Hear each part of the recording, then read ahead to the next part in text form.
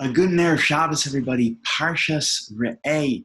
In the beginning of Parshas Re'eh, right from the get-go, we learn such a fundamental and critical idea that is particularly appropriate for the current situation that we find ourselves in during this chaotic pandemic that we are experiencing. The Torah begins, Moshe Rabbeinu continues on his monologue, his final speech to the Jewish people before he is about to pass away and they are about to enter the land of Israel. He tells them, he reminds them that we have a choice in life to choose between the right thing to do and the wrong thing to do.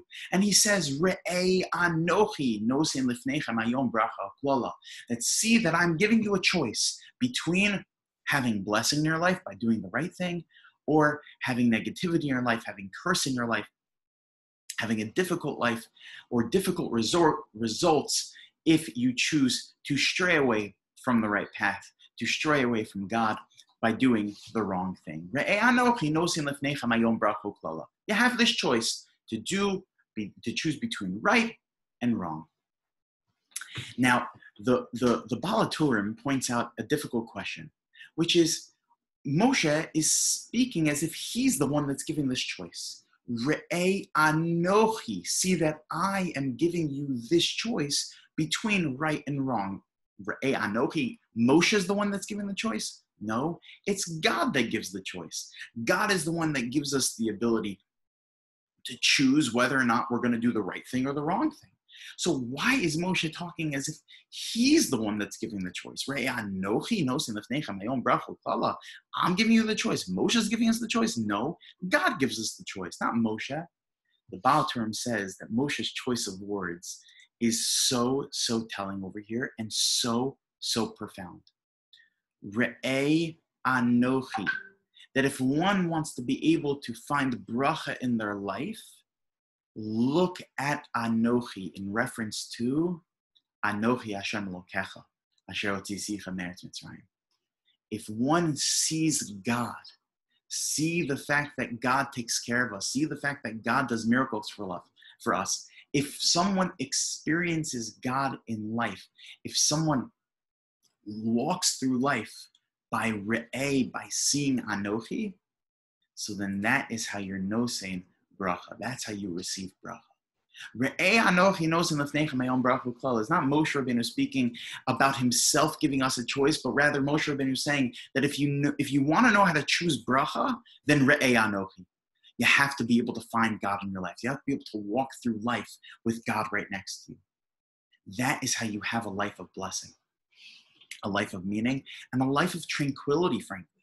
If you want to be able to live life with that sense of lack of worry, of lack of restraint, it's to live life knowing that ultimately God is right next to me.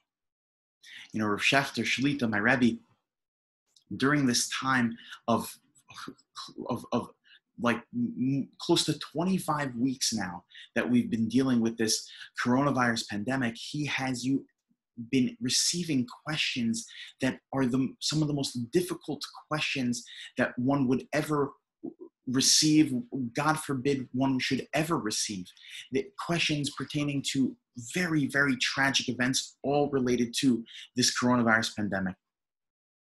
And I myself had called Rav Shechter, not Baruch Hashem Bli Ayin Hara, not with extremely difficult circumstances pertaining to the coronavirus pandemic, although there were a few, but in other scenarios, I'd call Rav Shechter with these difficult questions, and always with a sensitivity, and always with, and times where I've seen tears coming from his face, or heard tears through the phone, always with a sensitivity in the way that he would deal with these questions.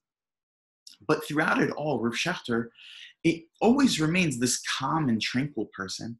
And this level-headed, he doesn't seem to ever get excited or angry. He always is just leveled. He's calm. And even during this time, his son Rabbi said that he never buckled under the pressure. He never buckled under the chaos. He remained level-headed throughout it. Even though he always carried this sensitivity and dealing with these most difficult questions, it never enveloped him in a way that destroyed him. It never broke him. It never broke his spirit. He remained level-headed and calm throughout. So his son Rabbi asked his father, he said, how is it possible that you're able to remain calm when dealing with all these issues?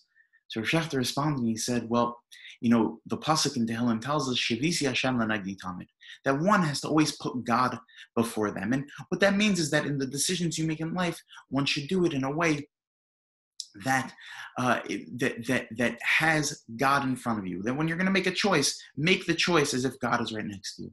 Rav Shechter quoted from the Baal Shem Tov, there's another way to read the pasuk. If you put a comma after Shavisi, the Shavisi comes to the word hishtavut, that a tranquil mentality, a calmness, being cool, collected, that type of a level-headedness, that one can have one could be tranquil, that if one will be shavisi, one will have this hishtavus, if you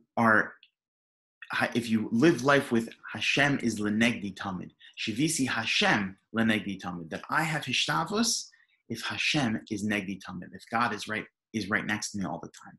That when you live life like that, then all of the chaos that you see happening around you ends up just becoming noise, and you continue to be able to live life and strive through life. Now, I'll granted, this is a very, very high and lofty level, but in each of our own ways, we have the ability to be able to recognize on some level where we're able to let God in that way. The Rambam said the key to doing something like this would be to look at nature. Try and just find God in nature.